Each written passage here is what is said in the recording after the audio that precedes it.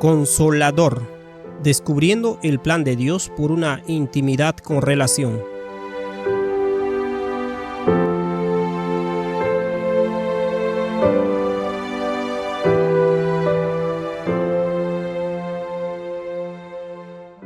Capítulo 12.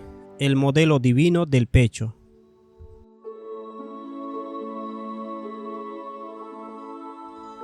La Biblia nos dice que Dios hizo todas las cosas por medio de Jesucristo. Efesios 3:9. En 6 días literales, el Hijo de Dios hizo este mundo con todo lo que hay en él. Luego se nos dice en Génesis capítulo 2, versículo 2. Y acabó Dios en el día séptimo la obra que hizo, y reposó el séptimo día de toda la obra que hizo. Dios y su Hijo descansaron en la obra de la creación. ¿Dónde está Jesús en relación con el Padre? Juan 1:18. Nadie ha visto jamás a Dios, el Hijo unigénito que está en el seno del Padre. Él le ha dado a conocer. Luego de que el Hijo creara todo en el nombre del Padre, descansó en brazos, en el seno del Padre. La palabra seno en griego aquí significa el frente del cuerpo, entre los brazos. En griego, la palabra traducida como seno se refiere a la parte frontal del cuerpo, entre los brazos, y también puede significar bahía, como una bahía en el mar, un lugar de refugio, contención y reposo. Leemos del diccionario bíblico Aiston lo siguiente. En Oriente los objetos se llevaban en el pecho, como los europeos los llevan en el bolsillo. Tener a alguien en el pecho indica bondad, secreto o intimidad. Cita Génesis 16:5, 2 Samuel 12:8. Se dice que Cristo estuvo en el seno del Padre, es decir, que tenía el conocimiento más perfecto del Padre, tenía la intimidad más estrecha con él. Juan 1:18. Juan estaba reclinado en el seno de Jesús en la última cena. Juan 13:23. Nuestro Señor lleva a sus corderos en su seno, es decir, tiene un cuidado tierno y vigilante sobre ellos. Isaías 40:11. El barco en el que naufragó Pablo fue arrastrado a una bahía o seno. Leemos en Hechos 27:39. Cuando amaneció, no reconocieron la tierra, pero vieron una bahía, que es la misma palabra de Juan 1:18, G 28:59 para la palabra en el seno. Es decir, pero vieron una bahía o un seno que tenía playa, donde decidieron encallar el barco a como diera lugar. Pablo estaba a salvo en el seno de Cristo, simbolizado en el barco que encalló en la bahía o seno. La bahía física era un reflejo de la realidad espiritual de la protección de Cristo a su Hijo y apóstol Pablo. La historia del naufragio de Pablo tiene un significado más profundo que debemos considerar. Es como un rompecabezas. Tomará algo de tiempo juntar las piezas, pero valdrá la pena el esfuerzo. En la Biblia King James, la palabra para bahía o ensenada es arroyo. El lugar donde encallaron era la entrada a una pequeña ensenada. Esto es lo que dice un comentario de James Fawcett Brown, comentario. Cayendo en un lugar donde se encuentran dos mares, Smith cree que esto se refiere al canal de no más de 100 yardas de ancho que separa la pequeña isla de Salomone de Malta, formando una comunicación entre el mar dentro de la bahía y el exterior. Así planearon hacer pasar el barco por este estrecho canal de la bahía. Dice Hechos 27:39.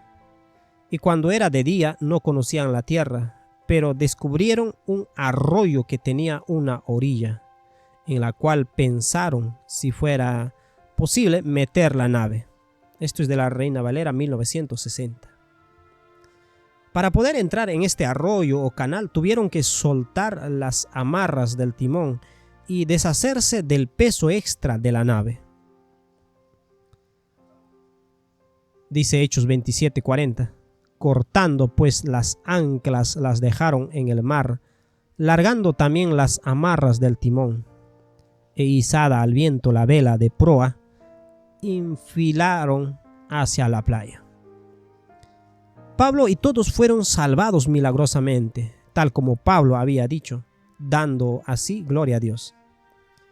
Esto se conecta con un pasaje en Isaías capítulo 33, versículo 20 al 23. Mira a Sión, ciudad de nuestras fiestas solemnes. Tus ojos verán a Jerusalén, morada de quietud, tienda que no será desarmada, ni serán arrancadas tus estacas, ni ninguna de sus cuerdas será rota. Porque ciertamente allí será Jehová para con nosotros fuerte, lugar de ríos, de arroyos muy anchos, por el cual no andará galera de remos, ni por él pasará gran nave. Porque Jehová es nuestro juez, Jehová es nuestro legislador, Jehová es nuestro rey. Él mismo nos salvará. Tus cuerdas se aflojaron, no afirmaron su mástil, ni entesaron la vela. Se repartirá entonces botín de muchos despojos. Los cojos arrebatarán el botín. Este pasaje habla de Sión, el lugar de nuestras fiestas señaladas. En este lugar está nuestro Señor fuerte, que es como un río o arroyo ancho. Las grandes naves no pueden pasar por esta corriente. Los barcos deben soltar los aparejos, pero el Señor los salvará. Esto es similar a lo que sucedió en la historia de Pablo con su naufragio. Pablo estaba siendo llevado a Roma para responder a los cargos presentados contra él en Jerusalén. Tras apelar al César, ahora viajaba en un barco bajo la custodia del centurión romano Julio. Durante el trayecto se encontraron con un viento feroz conocido como Euroclidón. En medio de la tempestuosa tormenta, se vieron obligados a aligerar el barco arrojando los aparejos y otras cosas del mar. Sin embargo, la tormenta no cesaba, y después de varios días perdieron toda esperanza de salvarse. Dice Hechos 27, versículo 18 al 20. Este es de la versión lengua actual.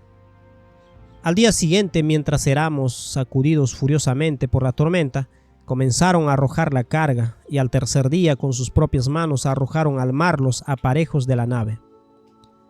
Como ni el sol ni las estrellas aparecieron por muchos días, y una tempestad no pequeña se abatía sobre nosotros, desde entonces fuimos abandonando toda esperanza de salvación. Dios le dijo a Pablo que serían salvos, y su salvación dependía de permanecer en el barco y dirigirse hacia el arroyo o canal que estaba en la bahía o seno. Esta historia fue escrita para nuestra admonestación sobre quienes han llegado a los fines de los siglos, como dice 1 Corintios 10:11. La corriente o río que fluye desde Jerusalén está descrito en Ezequiel 47. Leeremos versículo 1 al 9. Me hizo volver luego a la entrada de la casa. He aquí aguas que salían de debajo del umbral de la casa hacia el oriente, porque la fachada de la casa estaba al oriente, y las aguas descendían de debajo hacia el lado derecho de la casa, al sur del altar. Y me sacó por el camino de la puerta del norte y me hizo dar vuelta por el camino exterior, fuera de la puerta, al camino de la mira al oriente. Y vi que las aguas salían del lado derecho.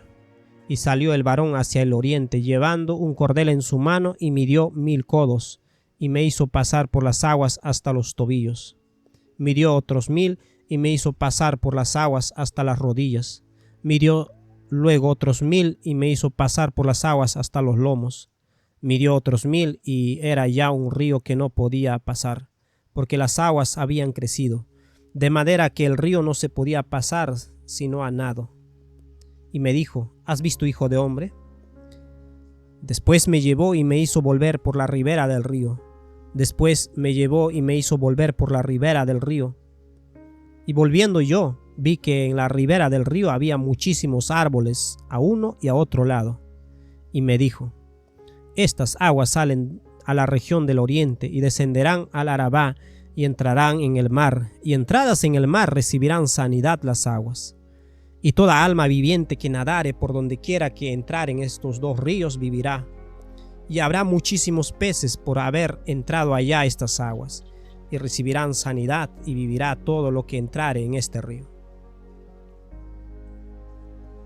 El río que sale del templo se hacía más profundo a medida que uno se alejaba del templo, y por donde quiera que pasaba el agua, daba vida.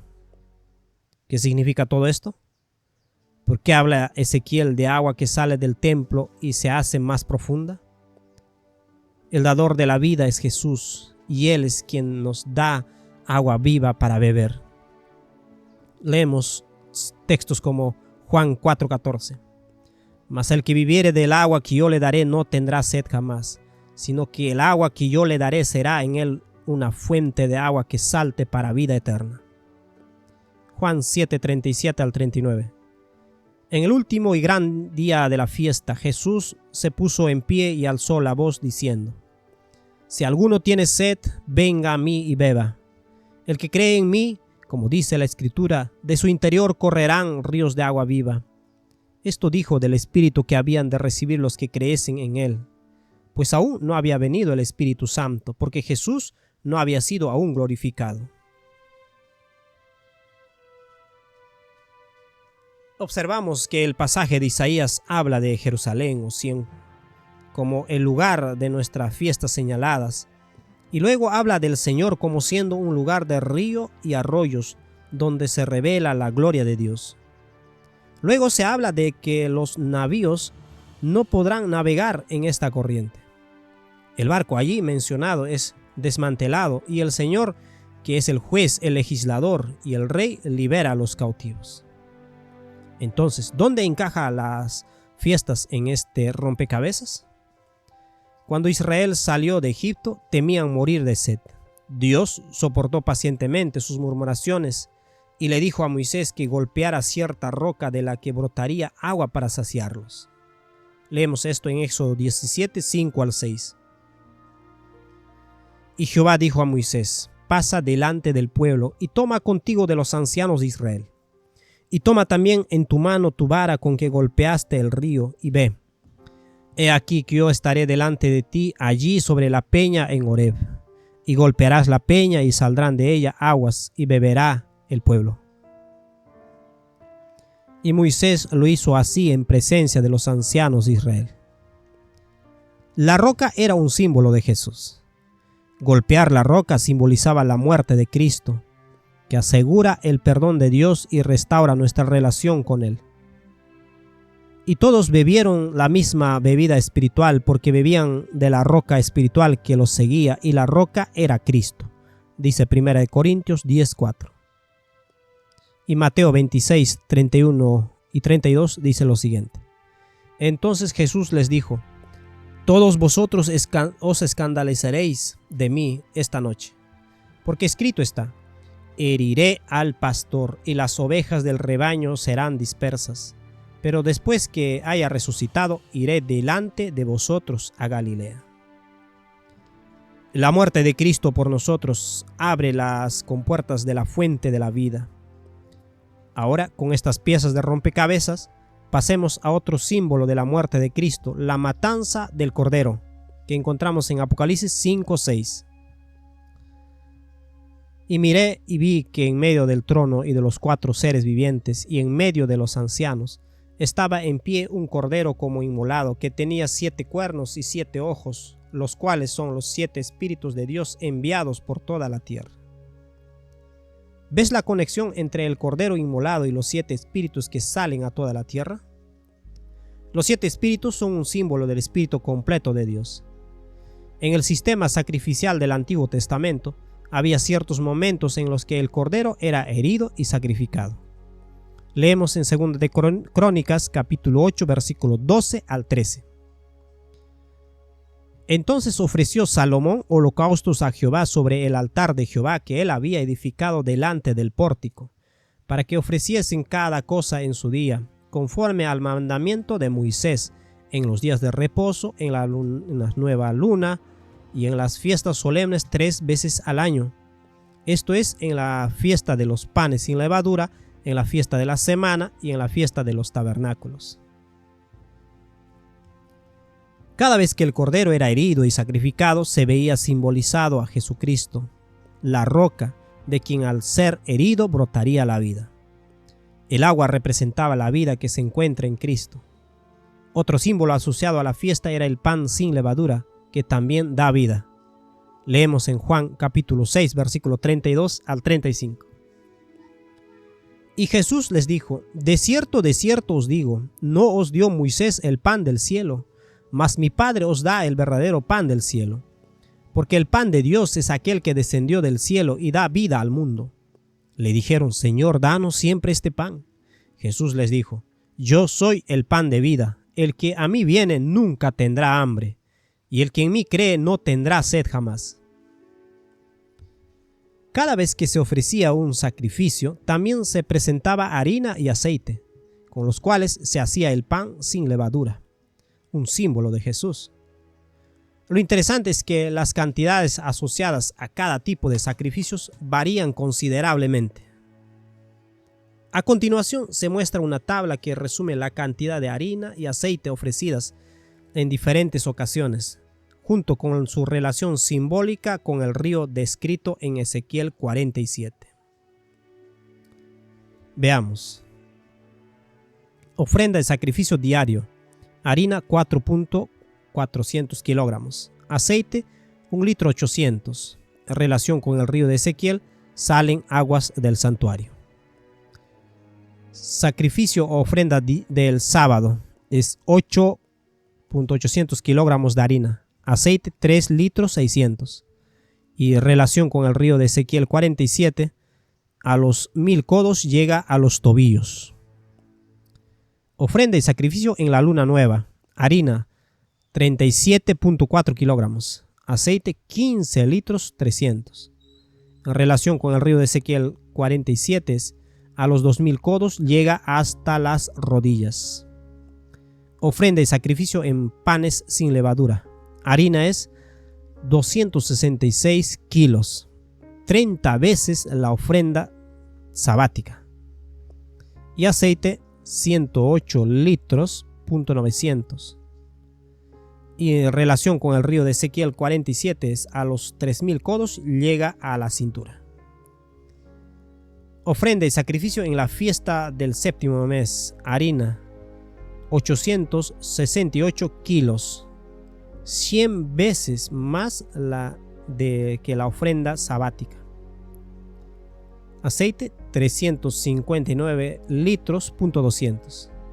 Y relación con el río de Ezequiel 47 sería: a los 4000 codos el río sobrepasa la cabeza. Es decir, cada día se ofrecía un cordero por la mañana y otro por la tarde. Cada día se traía una medida de harina y aceite conectado al sacrificio diario. Este acto simboliza a Jesús enviando su espíritu para mantenernos vivos, del mismo modo en que el agua del río en la visión de Ezequiel 47 fluye del santuario y da vida a todo lo que toca, representando la vida con la que Cristo prometió sustentarnos. Vemos que en el día de reposo se duplica la cantidad de harina y aceite para hacer el pan sin levadura.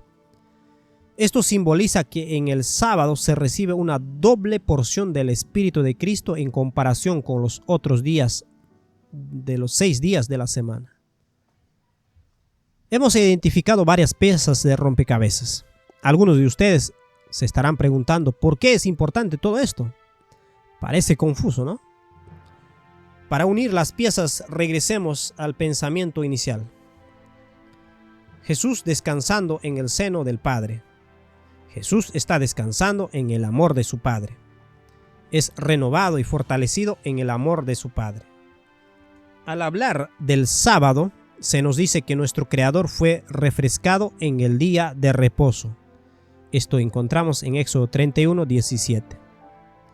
Señales para siempre entre mí y los hijos de Israel, porque en 6 días hizo Jehová los cielos y la tierra, y en el 7º día cesó y reposó. Es decir, fue refrescado. Es la palabra para la palabra reposó. El Hijo de Dios halla descanso en el seno del Padre. Fue en el día de reposo cuando Jesús experimentó un refrigerio especial proveniente de su Padre. Recibió una doble porción de su espíritu. Este principio está expresado en uno de los estatutos de Israel. Deuteronomio 21, 17. Mas al hijo de la aborrecida reconocerá como primogénito, para darle el doble de lo que correspondiere a cada uno de los demás, porque él es el principio de su vigor, y suyo es el derecho de la primogenitura.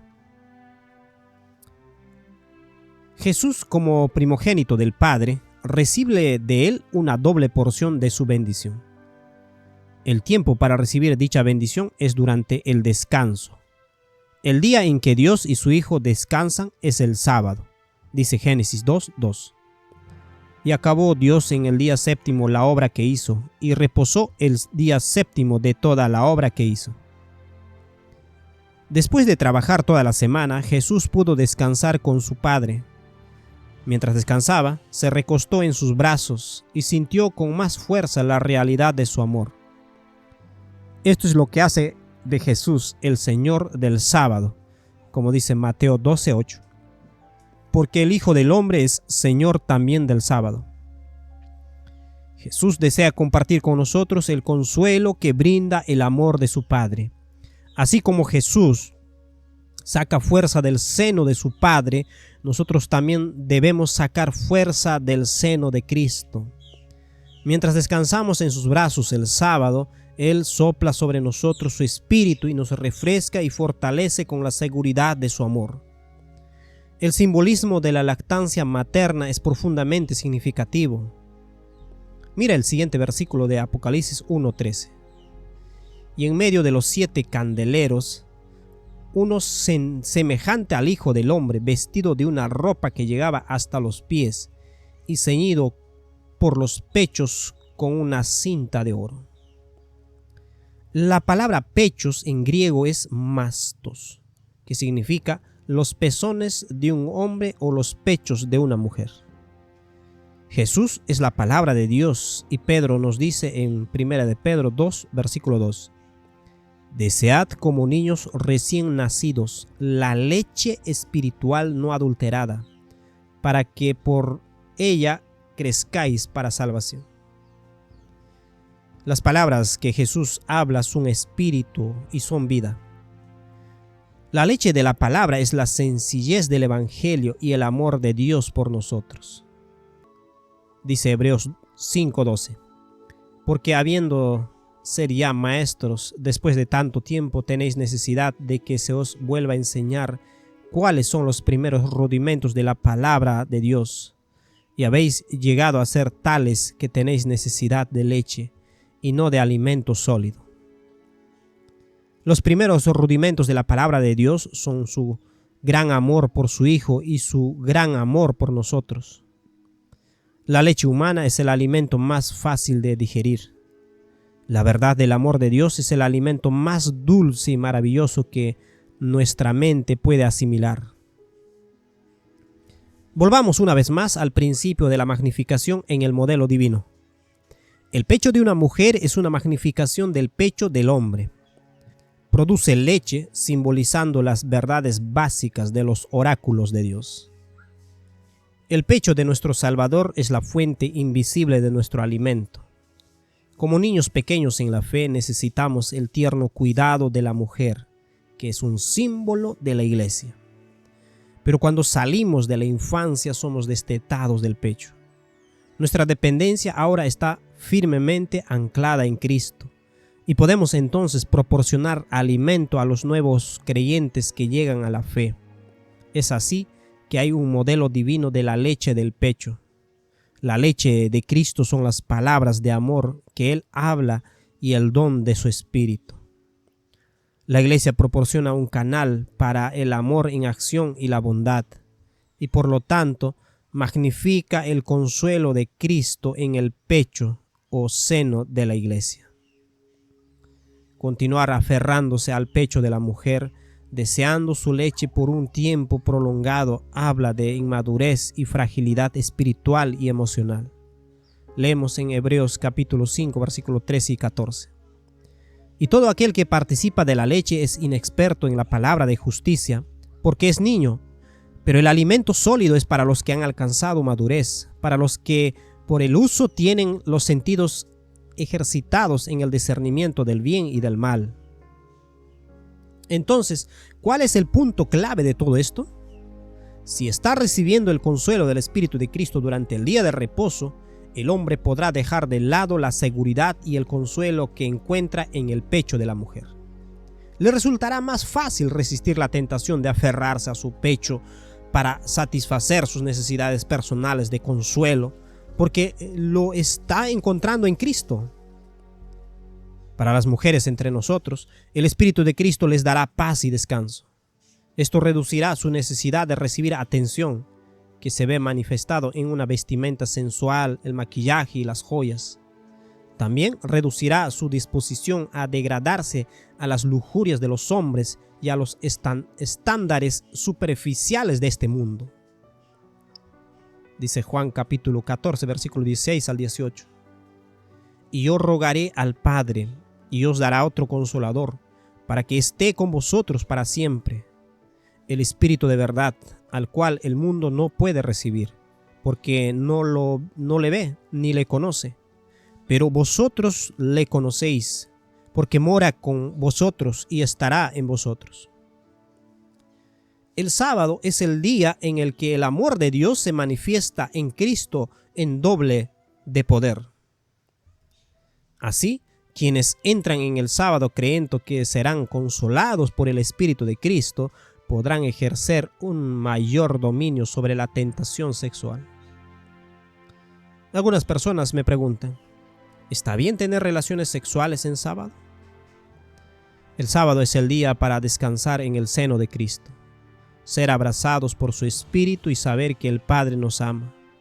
El sábado queremos aprovechar todas las ventajas para obtener consuelo directamente de nuestra fuente.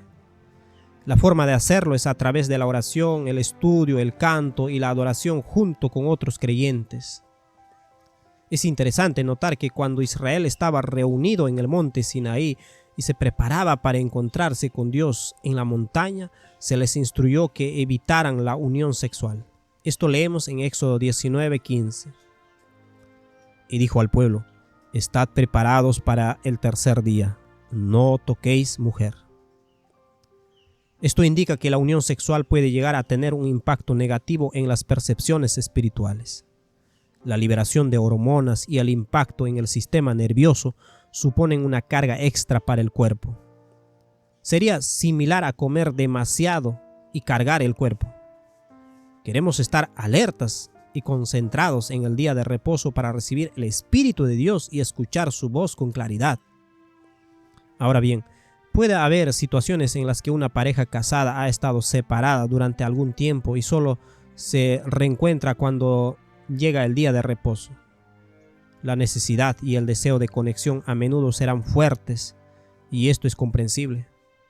Nuestro Padre no nos condena por estas cosas, pero aquellos que aman a Dios buscarán durante estas horas concentrar sus energías y fuerza en la adoración a nuestro Padre y a su Hijo. Como hemos mencionado anteriormente en este capítulo, la maravillosa realidad es que Dios ha establecido un sistema de tiempo para afirmarnos en la fe. Al observar los otros momentos en los que se ofrecían sacrificios, hay un aumento de consuelo que nos llega en la luna nueva y las fiestas. El tiempo de la luna nueva y las fiestas son tiempos de reunión más grandes, especialmente las fiestas. Es durante estos tiempos que el consuelo del Espíritu de Cristo se magnifica en la mujer, que es su iglesia. Por eso la mujer tiene la luna bajo sus pies y es revestida por la luz del sol. Dice Apocalipsis 12:1. Y apareció en el cielo una gran señal, una mujer vestida del sol, con la luna bajo sus pies y sobre su cabeza una corona de 12 estrellas. El sábado semanal se rige por el sol. Las lunas nuevas se calculan con la luna. Y las fiestas se determinan por la luna en conexión con el sol. Cada paso representa una magnificación de consuelo y bendición. Sin embargo, el sábado es la fuente de este canal consolador de bendición. La luna nueva nos ofrece una bendición 4 veces mayor que la del sábado y proporciona el mismo tipo de consuelo que se recibe en el día de reposo. En el momento de la luna nueva, el pecho de Cristo se vuelve simbólicamente como el de una mujer. Lleva más consuelo y bendición para sus hijos. En el momento de la fiesta de la Pascua, el pecho de Cristo se vuelve como el de una mujer que acaba de dar a luz. Se llena con la leche de la palabra de Dios y es más grande de lo normal. Esta fiesta es durante el tiempo de los primeros frutos o primicias, un símbolo del nacimiento desde la tierra, recordándonos nuestro propio comienzo como criaturas formadas del polvo. El ser humano fue hecho de la tierra. En la fiesta de tabernáculos, el Espíritu se nos ofrece en una cantidad casi 100 veces mayor que en el sábado.